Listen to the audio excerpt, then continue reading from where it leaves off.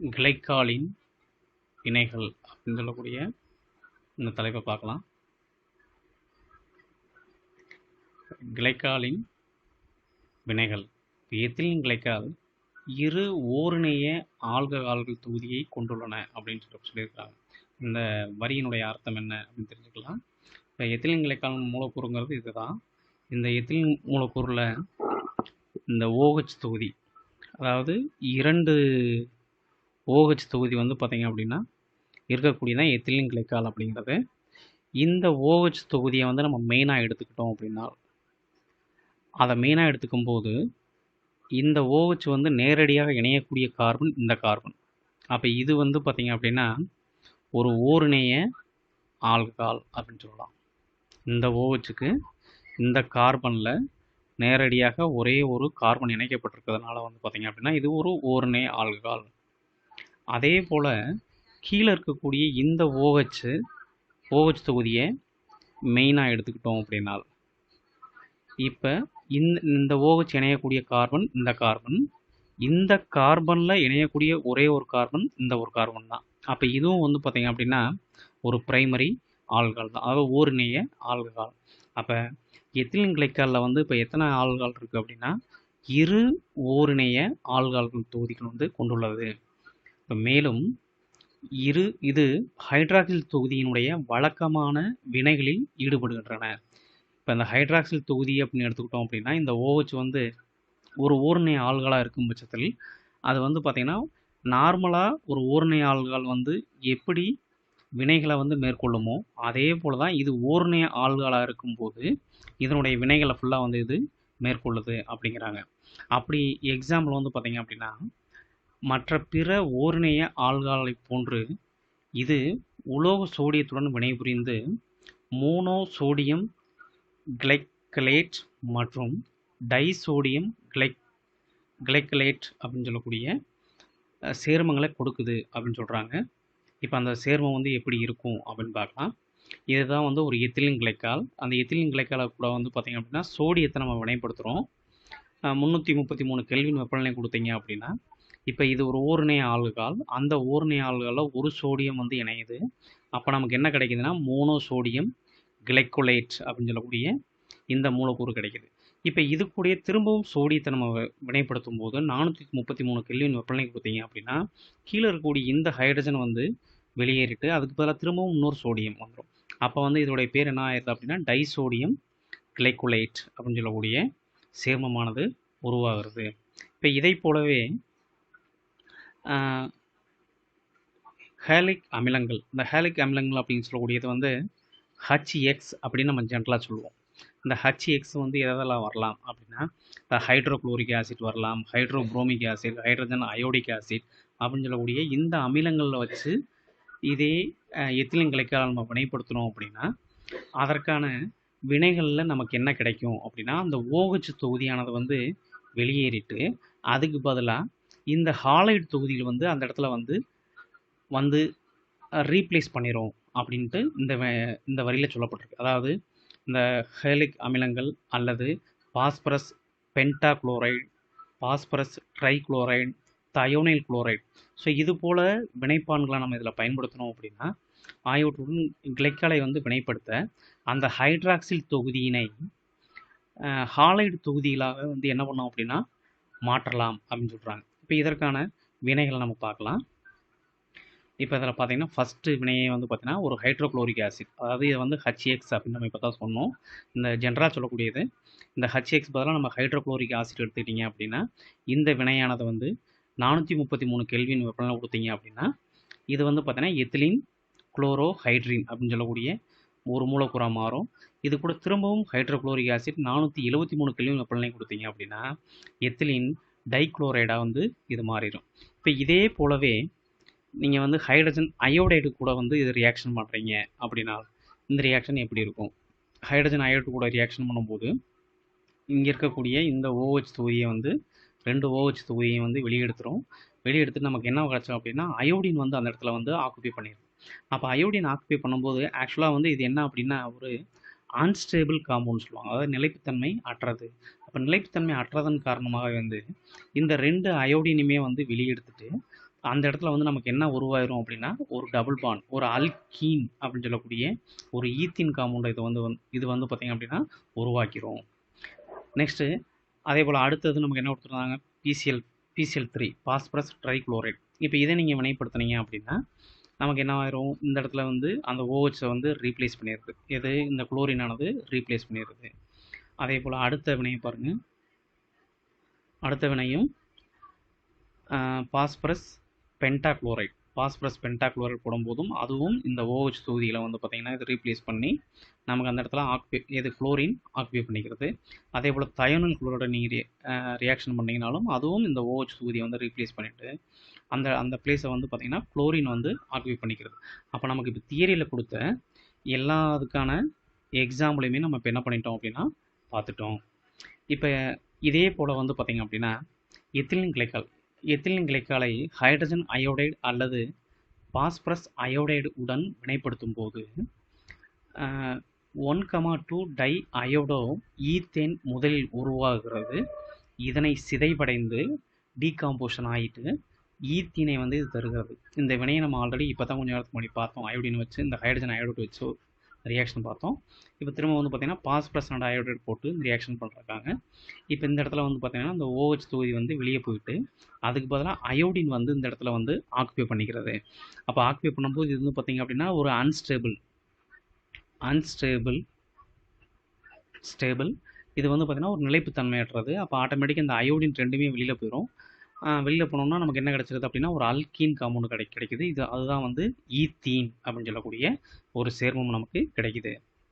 இப்போ இதே போலவே வந்து அடுத்தது வந்து இந்த அடர் கந்தக அமிலம்ங்கிறது நமக்கு தெரியும். இந்த அடர் கந்தக அமிலம் முன்னிலையில் அடர் நைட்ரிக் அமிலம் HNO3 அடர் நைட்ரிக் அமிலத்தை நீங்கள் வினைப்படுத்துனீங்க அப்படின்னா பொதுவாகவே நைட்ரிக் அமிலத்தையும் சல்ஃபூரிக் அமிலத்தையும் நீங்கள் வினைப்படுத்தினாலே ஆட்டோமேட்டிக்காக நமக்கு என்ன கிடைக்கும் அப்படிங்கிறத நம்ம ஏற்கனவே படிச்சிருப்போம்.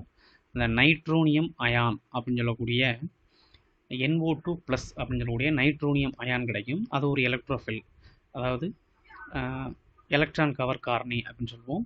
இப்போ இந்த எலக்ட்ரான் கவர் காரணி என்ன பண்ணும் அப்படின்னா இந்த இடத்துல இருக்கக்கூடிய இந்த 2 ஹைட்ரஜனையுமே வெளியெடுத்துட்டு அதுக்கு பதிலாக 2 இடத்துலையுமே வந்து இந்த NO2 எலக்ட்ரோஃபில் வந்து பார்த்திங்க அப்படின்னா அந்த இடத்துல ஆக்குபை பண்ணிக்கிறோம்.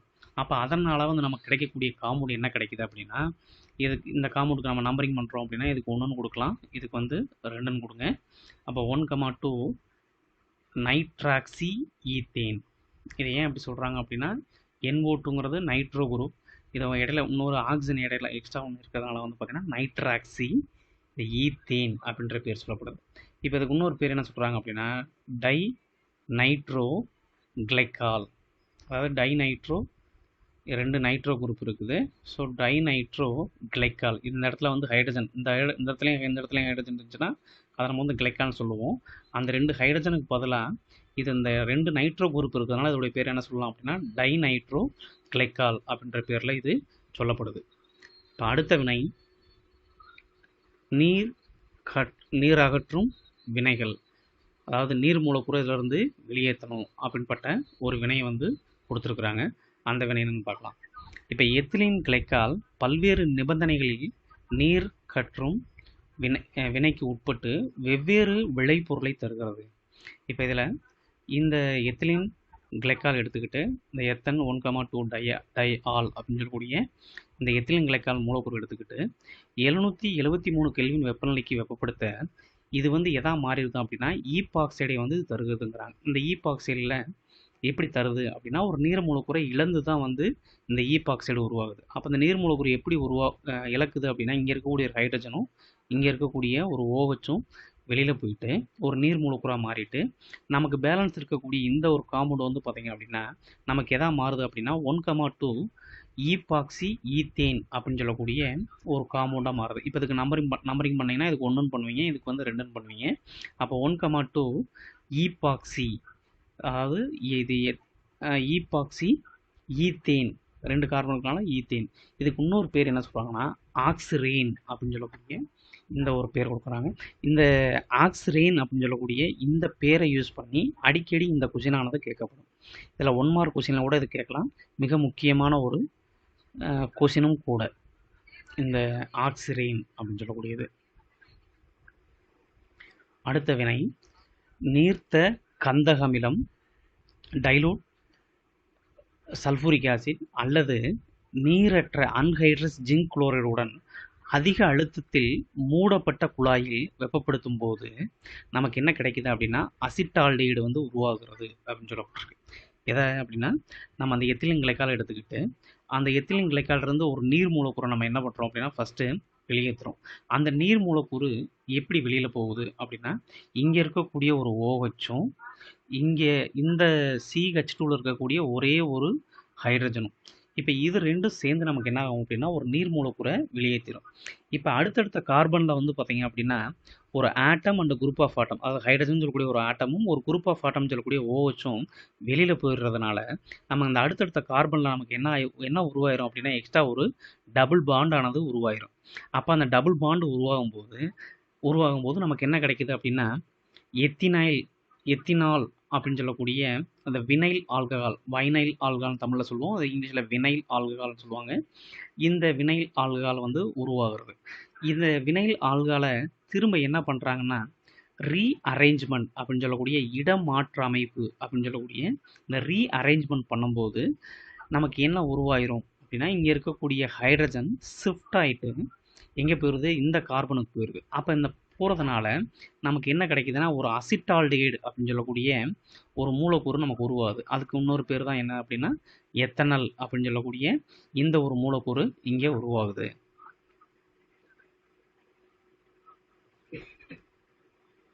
அடுத்த நீரகற்றும் வினை பார்த்தீங்க அப்படின்னா அடர் சல்ஃபூரிக் அமிலத்துடன் மேலே பார்த்தீங்க அப்படின்னா நீர்த்த சல்ஃபூரிக் அமிலத்தை பயன்படுத்தலாம், இல்லை அன்ஹைட்ரஸ் ஜிங்க் குளோரைடை வச்சு பயன்படுத்தலாம் அப்படின்னு சொல்லக்கூடிய அந்த வினையை பார்த்தோம். இந்த வினையை பொறுத்தளவுக்கு அடர் சல்ஃபூரிக் அமிலத்துடன் வந்து வாழை வடிக்கும் போது நமக்கு வந்து கிளைக்கால் ஆக்சைனை இது தருகிறது அப்படின்னு சொல்லியிருக்காங்க. இப்போ இது ஒரு எத்திலின் கிளைக்கால் மூலக்கூறு தான் இது. அதே போல் இன்னொரு எத்திலின் கிளைக்கால் மூலக்கூறு இன்னொன்று எடுத்துருக்குறாங்க. அந்த மூலக்கூறுகளில் எப்படி நீர் மூலக்கூறு வெளியில் போகும் அப்படிங்கிறத அவங்களே வந்து இதை காமிச்சிருக்கிறாங்க. இந்த பக்கம் ஒரு நீர் மூலக்கூறும் இந்த பக்கம் ஒரு நீர் மூலக்கூறும் வெளியில் போயிட்டு ஸோ இந்த கார்பனுக்குலேருந்து இந்த ஆக்சிஜனுக்கு ஒரு பாண்டிங்கும் இந்த கார்பன்லேருந்து இந்த ஆக்சிஜனுக்கு ஒரு பாண்டிங்கும் எக்ஸ்ட்ரா உருவாயிருது. அப்படி உருவாகும் போது கிடைக்கக்கூடிய காம்பவுண்டு தான் வந்து பார்த்திங்க அப்படின்னா இந்த ஆக்சிரைன் அப்படின்னு சொல்லக்கூடிய ஆக்சிரைன். இது வந்து பார்த்திங்க அப்படின்னா 1,4 டைஆக்சைன் அப்படின்னு சொல்லக்கூடிய பேரில் அழைக்கப்படுது. இது எப்படி இந்த நம்பரிங் கொடுக்கலாம் அப்படின்னா இந்த காம்பவுண்டை பொறுத்தளவுக்கு இந்த ஆக்சிஜனுக்கு 1ன்னு கொடுக்கலாம், இது 2, 3, இது 4, இந்த கார்பனுக்கு 5, இது 6.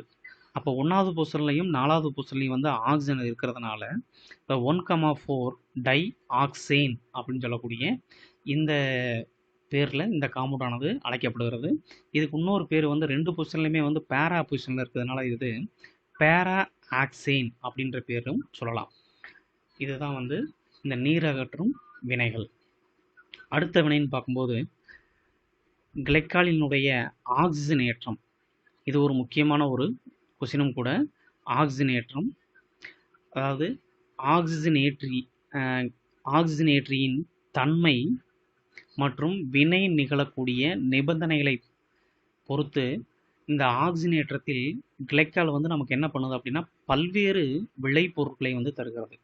அதில் இவங்க பயன்படுத்தக்கூடிய வினைப்பான் அப்படின்னு பார்த்தீங்க அப்படின்னா நைட்ரிக் அமிலம் பயன்படுத்தலாம், அல்லது காரம் கலந்த பொட்டாசியம் பெர்மாங்கனேட், இந்த பேயரின் காரம்னு சொல்லுவோம் பார்த்தீங்களா, அந்த காரம் கலந்த பொட்டாசியம் பெர்மாங்கனேட் ஆக்சிஜனேட்டரியாக பயன்படுத்தும் போது பின்வரும் வினைகளை இது வந்து உருவாக்குகின்றன அப்படிங்கிறாங்க.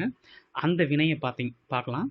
இதில் ஃபஸ்ட்டு கொடுத்துருக்கக்கூடிய வினை என்ன அப்படின்னு பார்க்கும்போது இந்த எத்திலின் கிளைக்கால் எடுத்துக்கிட்டு அதை ஆக்சிடைஸ் பண்ணுறாங்க, ஆக்சிஜனேற்றம் பண்ணுறாங்க. ஆக்சிஜனேற்றம் பண்ணும்போது இது என்ன பண்ணும் அப்படின்னா ஒரு நீர் மூலக்கூறை வந்து இது இழக்குது. அப்போ அந்த நீர் மூலக்கூறு வந்து எப்படி இழந்திருக்கும் அப்படின்னா இங்கே மேலே இருக்கக்கூடிய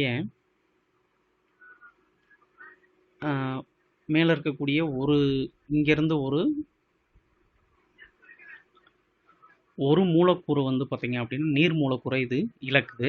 அது எப்படின்னு பார்க்கும்போது இது ஆக்சிஜனேற்றம் அடைகிறதுனால இங்கேருந்து ஒரு ஹைட்ரஜனும் இங்கேருந்து ஒரு ஹைட்ரஜனும் 2 ஹைட்ரஜன் வந்து இந்த ஆக்சிஜன் கூட சேர்ந்து நமக்கு என்ன ஆயிரும் அப்படின்னா ஒரு நீர் மூலக்கூறை கொடுக்கும். அப்போ நமக்கு கிடைக்கக்கூடிய காம்பவுண்ட் வந்து என்னவாகுது அப்படின்னா, கீழே இருக்கக்கூடிய அந்த பாட்டம் இருக்கக்கூடிய அந்த CH2OH அதில் எந்த மாற்றமும் கிடையாது.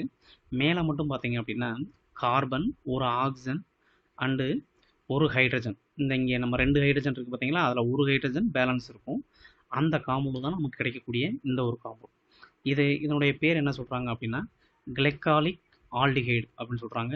இல்லை அப்படின்னா இதுக்கு இன்னொரு நேம், IUPAC நேம் பார்த்தீங்க அப்படின்னா இதுக்கு வந்து நம்பர் 1ன்னு கொடுங்க, இதுக்கு வந்து 2ன்னு கொடுங்க.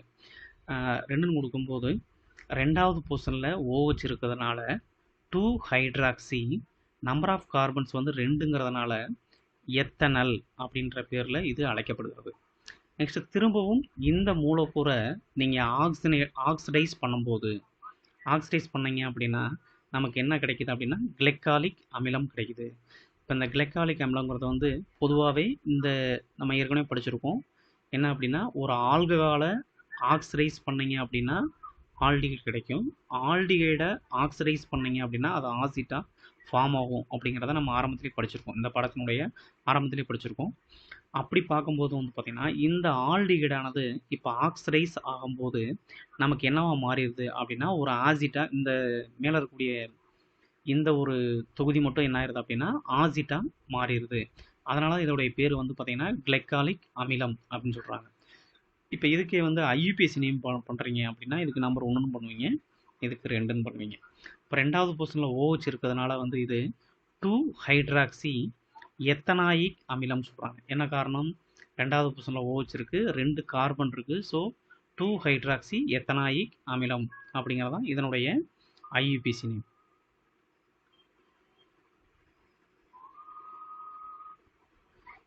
இப்போது இந்த கிளைக்காலிக் அமிலத்தை வந்து பார்த்திங்கன்னா திரும்ப ஆக்சிடைஸ் பண்ணுறோம். ஆக்சிடைஸ் பண்ணோம் அப்படின்னா என்ன நடக்கும் அப்படின்னா இதிலிருந்தும் என்ன பண்ணுது அப்படின்னா ஒரு நீர் மூலக்கூறை வந்து இது இழக்குது.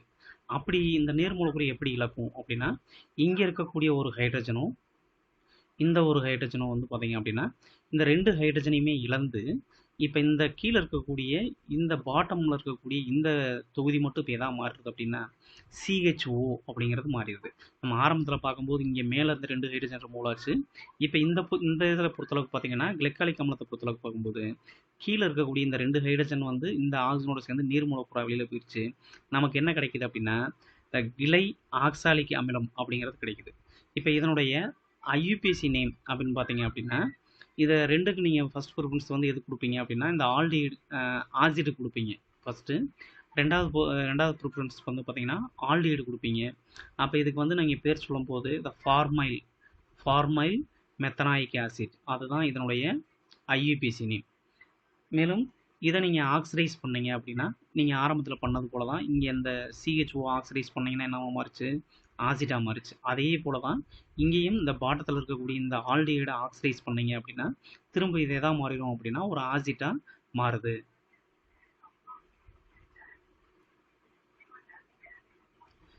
இப்போ கீழே ஒரு ரியாக்ஷன் நடந்திருக்கு. அந்த ரியாக்ஷன் பார்க்கலாம். இப்போ இந்த கிளைக்காலிக் ஆல்டிஹைடு அப்படின்னு சொல்லக்கூடிய இந்த மூலக்கூறை நீங்கள் ஆக்சிடைஸ் பண்ணீங்க அப்படின்னா இங்கே மேலே வந்து பார்த்தீங்கன்னா இந்த ஆல்டிஹைடு வந்து ஆசிட்டாக மாறக்கூடிய அந்த ஒரு ப்ராசஸ் இருக்குது. இப்போ ஒருவேளை இன்னொரு பாசிபிலிட்டிஸ் இருக்கலாம் அப்படின்னா பார்த்தீங்க அப்படின்னா கீழே இருக்கக்கூடிய இந்த ஒரு ஆக்சிஜனும் இந்த ஒரு ஹைட்ரஜனும் இங்கே இருக்கக்கூடிய ஒரு ஹைட்ரஜனும் ரிமூவ் ஆகிட்டு இந்த ஒரு ஆக்சிடைஸ் பண்ணக்கூடிய இந்த ஆக்சிஜன் காரணமாக வந்து பார்த்திங்கன்னா இங்கேயே ஒரு நீர் மூலக்கூறு வந்து இழந்து இப்போ இது எதுவாக மாறிடலாம் அப்படின்னா இதுவும் வந்து ஒரு கிளை ஆக்சால் அப்படின்னு சொல்லக்கூடிய ஒரு காம்பவுண்டாக மாறிடலாம் அப்படிங்கிறாங்க. என்ன காரணம்? மேலேயும் ஒரு ஆல்டிஹைடு இருக்குது, கீழேயும் இப்போ என்ன ஆயிடுச்சு ஒரு ஆல்டிஹைடாக மாறிடுச்சு. ஸோ அதனால் இதோடைய நேம் வந்து கிளை ஆக்சால் அப்படின்னு மாறுது. இப்போ இதுக்கு நீங்கள் IUPAC நேம் கொடுத்தீங்கன்னா இதுக்கு 1 இதுக்கு 2ன்னு கொடுப்பீங்க. அப்போ இதனுடைய நேம் என்ன அப்படின்னா எத்தன் 1,2 டை ஆல் அப்படின்னு சொல்லக்கூடிய இந்த ஒரு நேமாக இது மாறுது. திரும்ப இதை வந்து பார்த்தீங்கன்னா நீங்கள் ஆக்சிடைஸ் பண்ணுறீங்க அப்படின்னா இந்த ஒரு ஆல்டிஹைடும் ஆக்சிடைஸ் ஆகி திரும்ப வந்து பார்த்தீங்கன்னா நமக்கு என்ன கொடுக்கலாம் அப்படின்னா இந்த கிளை ஆக்சாலிக் அமிலத்தை இது கொடுக்கலாம் அப்படின்ட்டு இதன் மூலயமா சொல்கிறாங்க.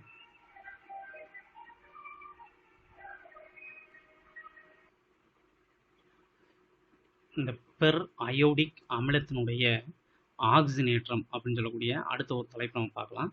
இப்போ எத்திலின் கிளைக்காலை வந்து பெர் அயோடிக் அமிலத்துடன், இந்த பெர் அயோடிக் அமிலம்ங்கிறது எது அப்படின்னா இந்த HiO4 அப்படிங்கிறது தான் பெர் அயோடிக் அமிலம்ங்கிறது. இதனுடைய ஸ்ட்ரக்சர் ஃபார்மட் வந்து எப்படி இருக்கும் அப்படின்னா இதுதான் அதனுடைய ஸ்ட்ரக்சர் ஃபார்மட்.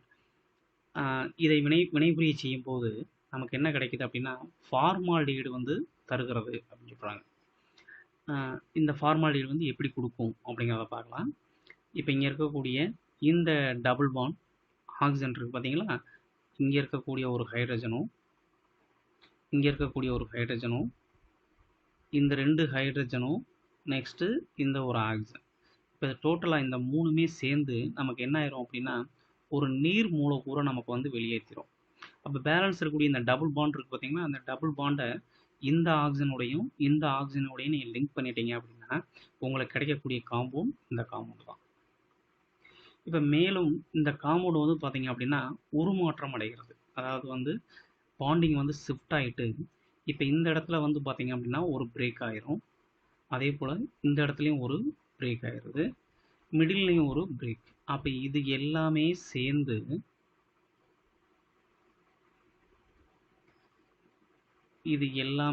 இது ஃபுல்லாக சேர்ந்து நமக்கு எதா மாறிடும் அப்படின்னா ஒரு ஆல்டிஹைடாக மாறிடும். அதே போல் இதுவும் ஒரு ஆல்டிஹைடாக உங்களுக்கு மாறிடுது. பேலன்ஸ் இங்கே இருக்கிறது என்னன்னு பாருங்கள். இங்கே ஒரு அதாவது ஹச்சு 3 ஆக்சிஜன் இருக்குது, ஒரு அயோடின் இருக்குது. ஸோ இது மட்டும்தான் வந்து பார்த்திங்கன்னா உங்களுக்கு எதாவது மாறி இருக்குது அப்படின்னா HiO3 அப்படின்னு சொல்லக்கூடிய காம்பவுண்டாக மாறி இருக்கு. இவ்வினையானது விசினல் 1,2 டை ஆல்கஹாலுக்கான தேர்ந்தெடுக்கப்பட்ட ஒரு குறிப்பிட்ட விளைபொருளை தரும் வினையாகும். இவ்வினையானது வளைய பெர் அயோடேட் எஸ்டர் இடைநிலை உருவாதலுக்கான வழி நிகழ்கிறது அப்படின்னு சொல்லக்கூடிய அடுத்த ஒரு முக்கியமான பாயிண்ட் அதில் கொடுத்துருக்குறாங்க. இதுதான் வந்து பார்த்தீங்க அப்படின்னா இந்த பெர் அயோடிக் அமிலத்துடன் நடக்கக்கூடிய ஒரு வினை.